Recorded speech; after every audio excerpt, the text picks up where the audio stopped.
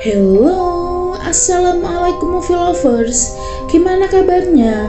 Semoga kalian semua sehat ya. Terima kasih sudah klik video ini. Kali ini Mai akan mereview sebuah film yang mengisahkan tentang seorang anak yang kembali ke masa lampau untuk mencegah terbunuhnya sang ibu di masa depan. Akankah usahanya berhasil? Untuk lebih jelasnya lagi, yuk kita saksikan review selengkapnya. Dan semoga kalian suka ya.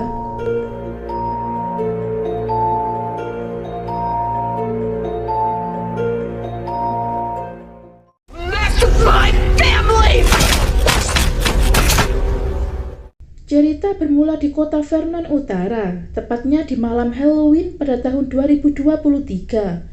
Seorang pria yang mengaku sebagai wartawan kriminal sejati bernama Chris Dubaszak menceritakan sebuah tragedi mengerikan yang begitu fenomenal, di mana tragedi tersebut selalu diperingati di malam Halloween. Sekitar 35 tahun yang lalu, tepatnya di tahun 1987, terjadi pembunuhan tragis yang menimpa seorang siswi SMA berusia 16 tahun bernama Tiffany Clark dengan luka tikaman pisau sebanyak 16 kali, dan jasadnya ditemukan di kamar milik orang tuanya sewaktu Tiffany merayakan pesta ulang tahunnya yang ke-16. Dan 2 hari kemudian ditemukannya lagi seorang siswi SMA yang berusia 16 tahun bernama Marissa Song dengan luka tikaman pisau sebanyak 16 kali, dan jasadnya ditemukan di sebuah pondok di tengah hutan. Dan lagi-lagi 2 hari kemudian, seorang siswi SMA yang berusia 16 tahun bernama Heather Hernandez mengalami luka yang sama, yaitu sebuah tikaman pisau sebanyak 16 kali, dan jasadnya ditemukan di sebuah kabin di tengah hutan. Dan diketahui mereka bertiga saling mengenal dengan baik, karena mereka tergabung dalam sebuah geng yang bernama geng Molly. Namun sampai detik ini pihak aparat kesulitan untuk menemukan pembunuh berantai tersebut karena minimnya saksi dan alat bukti. Diduga tersangka melakukan aksi sadisnya dengan memakai topeng, dan sampai saat ini topeng tersebut sangat populer. Dan tidak jarang masyarakat menggunakan topeng itu untuk merayakan Halloween sekaligus mengenang kematian para korban. Dan bangunan di samping Chris adalah bekas rumah Tiffany Clark yang sekarang menjadi kedai burger yang cukup terkenal. Dan di tempat yang sama, tidak jauh dari Chris, seorang gadis bernama Jamie Hughes bersiap-siap untuk pergi ke rumah sahabatnya Amelia untuk menonton konser band idola mereka dengan vokalis band yang begitu terkenal bernama Eddie Royal. Tak lupa Jamie meminjam jaket kuno milik ibunya. Dan rupanya Eddie Royal merupakan teman SMA orang tua Jamie, yaitu Pam Hughes dan Black Hughes. Rupanya Pam Hughes yang merupakan ibunya Jamie tidak begitu menyukai Eddie, karena menurutnya Eddie adalah sosok pria yang playboy sewaktu SMA. Namun Jamie berusaha membelanya. Dia pun mengatakan bahwa Eddie Royal memiliki badan amal air bersih dan menolak pemakaian plastik sekali pakai. Mendengar penjelasan putrinya, sontak sang ibu pun seketika itu terdiam. Mendengar adanya keributan, Black Hughes pun lantas menghampiri keduanya. Rupanya, Pam bersikeras melarang Jamie untuk keluar karena mengingat malam itu bertepatan dengan malam Halloween, di mana Pam meminta Jamie untuk diam di rumah dan membagikan permen kepada anak-anak. Namun Jamie menolaknya dan tetap kekeh dengan keinginannya, yaitu menonton konser. Namun karena ibunya terus memaksanya untuk tetap tinggal, alhasil dia pun mengingatkan kembali tragedi pembunuhan ketiga teman ibunya, tepat berusia 16 tahun pada tahun 1987. Rupanya ketiga korban merupakan sahabat baik ibunya. Pam begitu takut jika peristiwa berdarah itu menimpa putrinya, karena mengingat putrinya telah berusia 16 tahun. Namun Jamie terus berusaha meyakinkan ibunya bahwa dia sudah menguasai teknik bela diri, dan dia juga memiliki semprotan merica, alarm pemerkosaan, juga sebuah batu kristal pelindung dari paranormal yang selalu dia bawa kemanapun. Apakah semua itu belum cukup, tegasnya? Jamie juga kembali menegaskan kepada ibunya bahwa ini adalah tahun 2023, bukan tahun 1987. Jadi tidak ada yang perlu dikhawatirkan. Lagi pula kejadian itu tidak ada hubungannya denganku. Mengingat pembunuhnya belum ditemukan sampai detik ini, sontak sang ibu pun tetap khawatir. Setelah berdebat cukup panjang, akhirnya dia pun mengizinkan Jamie pergi. Dengan catatan sang ayah harus mengantarkannya dan menunggunya sampai acara tersebut selesai. Akhirnya, ayah dan anak itu pun meninggalkan ibunya di rumah sendirian. Hingga pada akhirnya, seorang pria bertopeng mendatangi rumahnya dan mengeluarkan sebilah pisau. Pria itu pun menyerang Pam secara membabi buta. Namun Pam tak tinggal diam, dia pun menangkis serangan-serangan tersebut. Hingga pada akhirnya dia pun harus mengakui kekalahannya dan tewas di tangan pria bertopeng.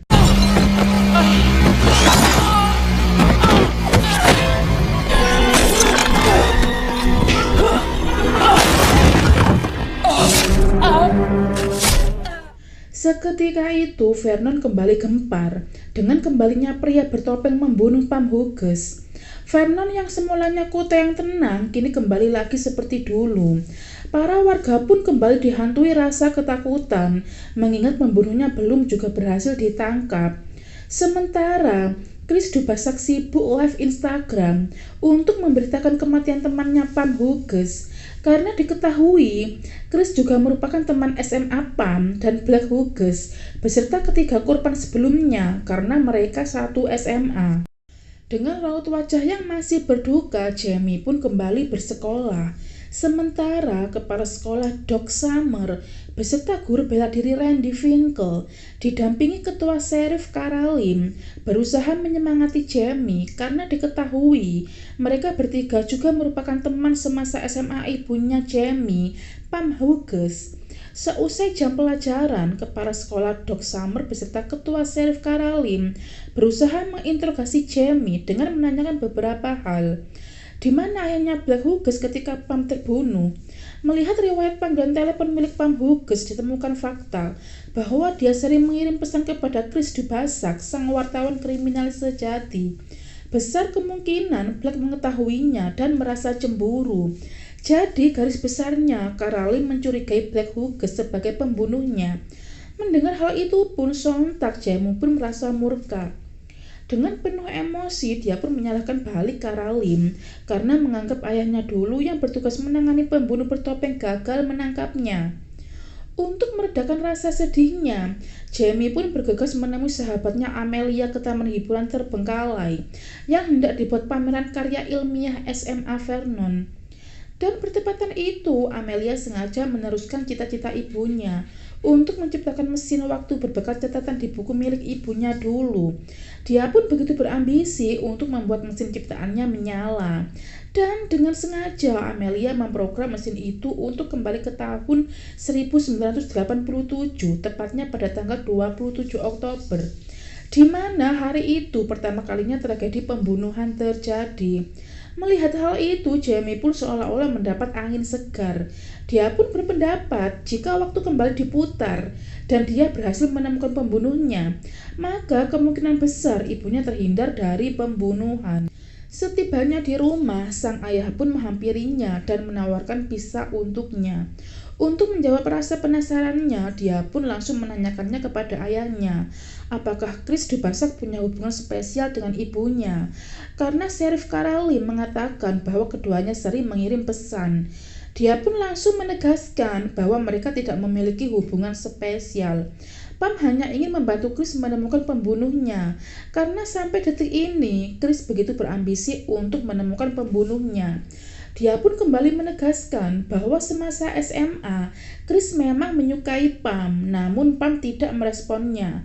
Dia pun kembali menegaskan bahwa dia dan ibunya berpacaran ketika mereka selesai berkuliah. Dan di wahana pesawat kuantum itulah Pam menyadari bahwa dirinya hamil.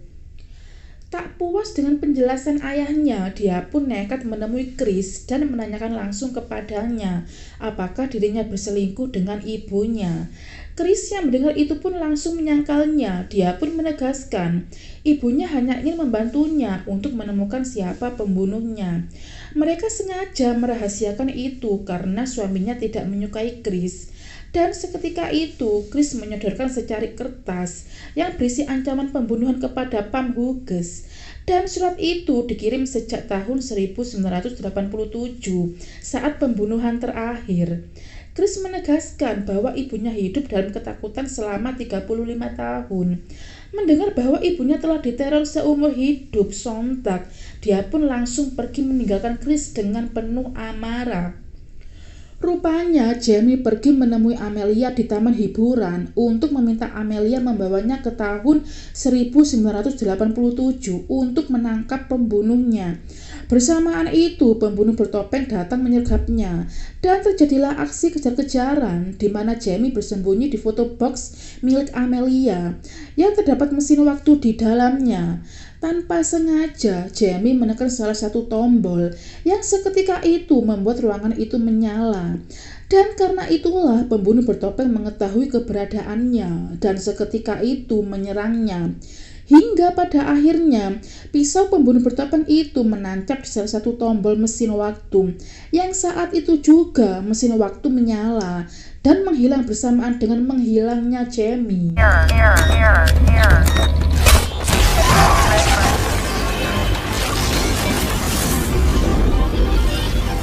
Akhirnya, Jamie terlempar ke tahun 1987, di mana waktu itu taman hiburan masih beroperasional.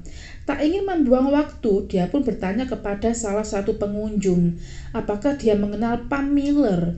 Dan beruntungnya pengunjung tersebut mengenalnya dan membawanya ke sekolah menemui Pam Miller. Dan setibanya di sekolah, dia mengaku kepada resepsionis bahwa dirinya adalah siswi yang dikirim dari Kanada dalam rangka pertukaran pelajar, dan tanpa curiga, dia pun mempersilahkannya masuk untuk mengikuti jam olahraga. Dan disinilah untuk kali pertama Jamie bertemu dengan ibunya Pam Miller versi remajanya. Melihat ibunya yang sangat cantik, sontak dia pun seketika itu terdiam. Tak hanya melihat ibunya, dia juga berhadapan langsung dengan ketiga teman ibunya yang akan dijadikan target pembunuhan di malam ini. Tanpa ragu, Jamie menyapa ibunya Pam Miller yang merupakan ketua geng Molly. Rupanya di masa lampau, Pam Miller dan kawan-kawan terkenal dengan geng yang suka membuli dan mereka pun memanggilnya penyihir jahat. Namun itu tak menyurutkan niat Jamie untuk menyelamatkan ibu dan kawan-kawannya. Dia pun melancarkan aksi pertamanya untuk menyelamatkan Tiffany Clark yang merupakan korban pertama pembunuh bertopeng. Langkah pertamanya yaitu berusaha membujuk Tiffany agar membatalkan pesta ulang tahunnya. Namun mereka tidak memperdulikannya dan lebih memilih pergi meninggalkan Jamie. Langkah pertamanya pun gagal. Dan langkah keduanya, Jamie nekat menemui deputi sheriff yang merupakan ayah dari Sheriff Karalim untuk melaporkan pembunuhan yang belum terjadi. Dia pun sekonyong-konyong berusaha meyakinkan sheriff bahwa malam ini akan terjadi pembunuhan di pesta Tiffany Clark dan korbannya adalah Tiffany itu sendiri. Namun mereka tak percaya begitu saja dan malah menyuruhnya pergi. Dan langkah ketiganya adalah menemui Lauren Creston yang merupakan ibu Amelia sahabatnya yang menciptakan mesin waktu. Dia pun berusaha meyakinkan Lauren bahwa dia datang dari masa depan. Dan putrinya Amelia yang adalah sahabatnya menciptakan mesin waktu yang bersumber dari buku catatan Lauren berjudul Ide Cemerlang. Mendengar hal itu pun sontak Lauren terkejut, mengingat tidak ada yang tahu tentang buku itu selain dirinya.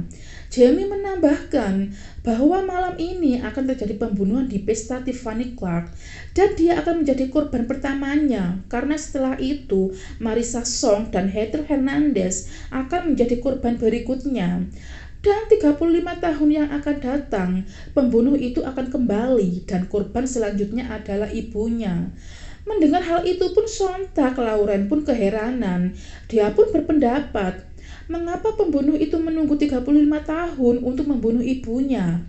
Setelah puas menjelaskan, dia pun mengajak Lauren menuju taman hiburan, tepatnya di foto box untuk memperlihatkan dari mana dia datang. Sementara itu, di tahun 2023, Sheriff Kara dan Black Hughes ayah Jamie dibuat kelabakan akan menghilangnya Jamie di taman hiburan. Mereka pun lantas memasang garis polisi di tempat tersebut. Dan di tempat itu juga terdapat Chris yang hendak memotret TKP. Black yang mengetahuinya pun segera merampas HP milik Chris, karena Black berpendapat Chris menjadikan berita pembunuh bertopeng itu sebagai lelucon. Chris yang mendengar itu pun membantahnya. Chris menegaskan bahwa dirinya adalah wartawan kriminal sejati.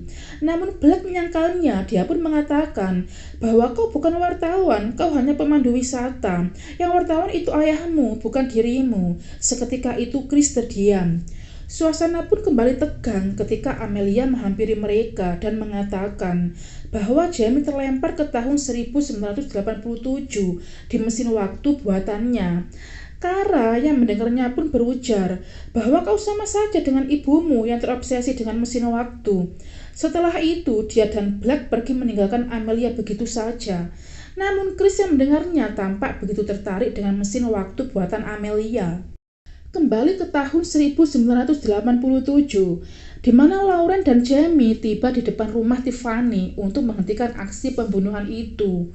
Dan kedatangannya pun disambut oleh ketiga remaja yang merupakan kepala sekolah Doc Summer, beserta Randy Finkel, guru bela diri, dan Caroline, sang sheriff.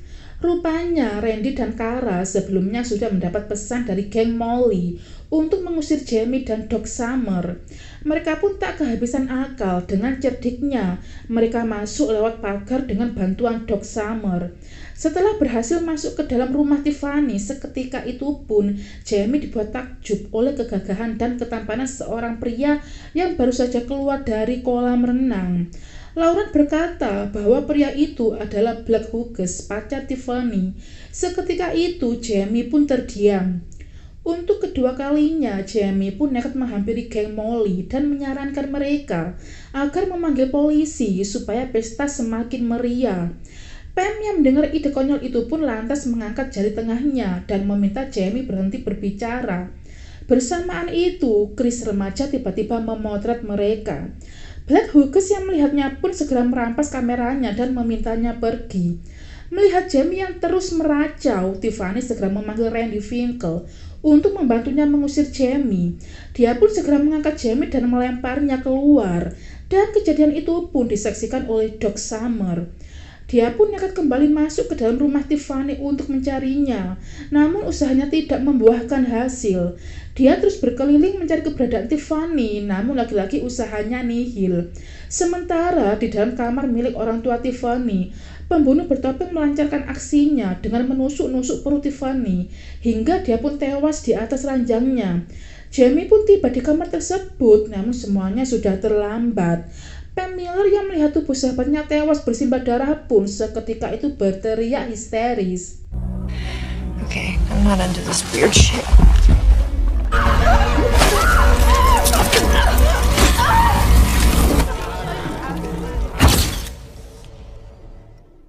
Tak ingin ibunya dalam bahaya, Jamie nekat mengantarkannya pulang. Dia pun melihat kesedihan yang mendalam di wajah ibunya. Dia pun berusaha menenangkan ibunya. Pam berujar, dari mana kau tahu Tiffany dalam bahaya? Jamie pun menegaskan bahwa dirinya adalah paranormal.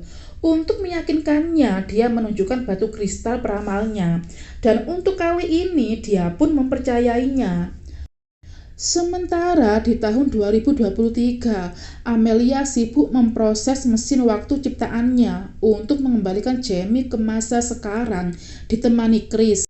Sedangkan di tahun 1987, Jamie kembali ke sekolah dan di kelas dia disandingkan dengan seorang siswa yang cukup introvert bernama Lars. Diketahui Lars adalah kakak Trish, seorang siswi yang sering dibully geng Molly karena dia gemuk. Namun pada akhirnya Trish tewas karena kecelakaan tunggal. Keesokan harinya, Marissa Song, Heather Hernandez, dan Pam tengah menjemput Jamie untuk merayakan pesta ulang tahun Marissa yang ke-16 di kondominium milik orang tuanya. Mengingat pesta tersebut tidak dirayakan di sebuah pondok di tengah hutan, alhasil Jamie pun dengan senang hati turut serta. Karena pembunuhan Marissa akan terjadi di pondok di tengah hutan. Namun sayangnya terjadi miskomunikasi di antara mereka, di mana yang dimaksud kondominium adalah sebuah pondok atau kabin. Dan lebih parahnya lagi, pondok tersebut berada di tengah hutan, jauh dari pemukiman. Sontak, Jamie yang menyadarinya pun dibuat kebakaran jenggot. Karena tepat di malam ini, Marissa Song akan tewas di tangan pembunuh bertopeng. Dia pun berusaha meyakinkan mereka bahwa pembunuh bertopeng berkeliaran mengincar geng mereka. Namun tidak ada satupun dari mereka yang mengindahkannya. Keadaan diperparah ketika rombongan Black Hookers turut ikut berpesta merayakan ulang tahun Marissa. Menyadari malam ini akan terjadi pembunuhan, dia pun berusaha memperingatkan Marissa dan kawan-kawan agar tidak keluar kabin apapun alasannya. Dia juga mengunci semua pintu dan jendela untuk mencegah hal yang tidak diinginkan. Dia pun terus mengingatkan mereka agar selalu berhati-hati karena pembunuh bertopeng ada di mana saja. Karena Jamie terus-menerus membicarakan hal tentang pembunuhan, alhasil Randy yang mendengarnya pun merasa muak dan mengusirnya dari kabin. Dia pun berusaha kembali masuk ke dalam kabin melalui jendela kamar heater. Di saat itulah Jamie mendapati pembunuh bertopeng keluar dari kamar mandi. Dia pun terus berteriak membangunkan heater yang sedang tidur. Namun teriakannya sama sekali tidak didengar oleh heater. Alhasil Jamie merayap ke jendela kamar Pam dan Black. Dia pun memberitahukan mereka bahwa pembunuh bertopeng ada di dalam kamar heater. Sementara di ruangan yang lain, pembunuh bertopeng berhasil menghabisi heater. Black yang melihatnya segera menyerangnya, namun sayangnya dia juga harus mendapat tikaman di dadanya. Jamie yang sedari tadi menunggunya di depan pintu berhasil melukainya, namun hampir saja dia mendapat tikaman. Beruntung Pam datang tepat waktu dan menyelamatkannya, meski akhirnya dia pun harus celaka. Sementara itu, pembunuh bertopeng itu berhasil melarikan diri. Setelah semuanya terjadi, mereka pun mulai kebingungan dan saling menyalahkan, terutama Black. Di kantor Deputi Sheriff, Black mengutarakan kecurigaannya terhadap Karalim, karena ketika pembunuhan itu terjadi, Karalim tidak ada di tempat. Merasa dicurigai, sontak Kara pun menegaskan bahwa dia sengaja sembunyi di lemari karena muak dengan Jamie yang terus-menerus bicara tentang pembunuhan. Dan kenyataannya pembunuhan itu benar-benar terjadi. Namun yang jadi pertanyaan, kenapa Heather yang mati? Karena seharusnya Marissa lah yang mati. Jamie pun mulai kebingungan.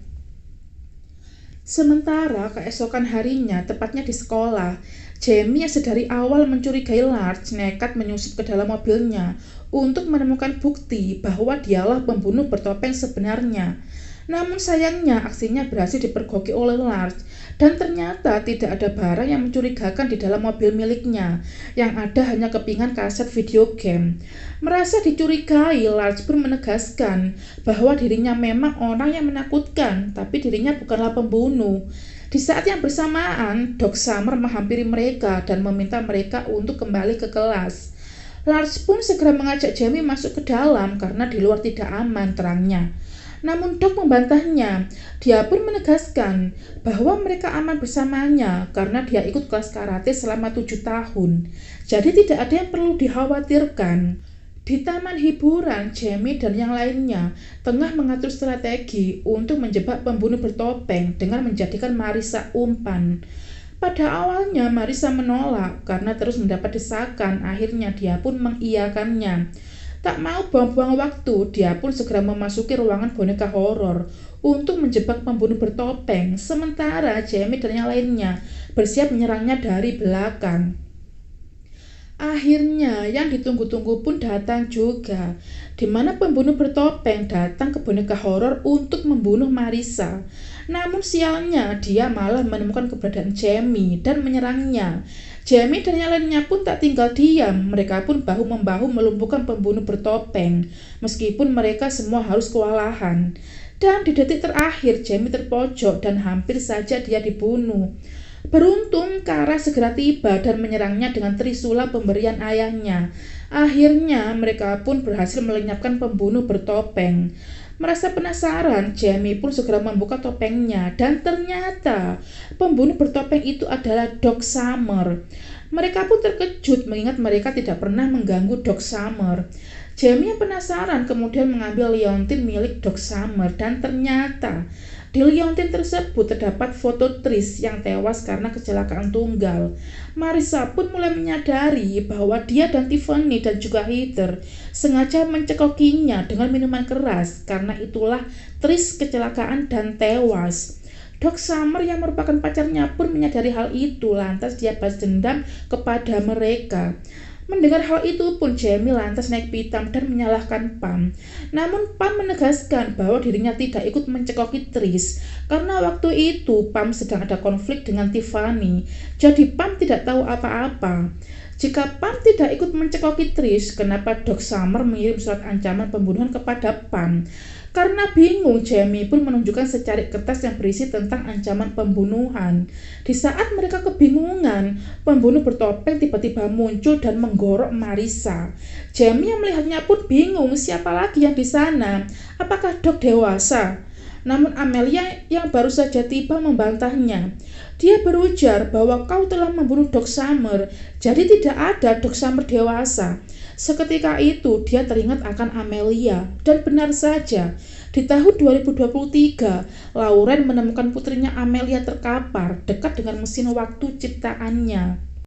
Lauren yang berhasil memprogram mesin waktu untuk kembali ke masa depan lantas segera meminta Jamie untuk mengikuti panduannya di dalam wahana pesawat kuantum. Namun Jamie menolaknya karena dia belum membunuh pembunuh bertopeng yang kedua.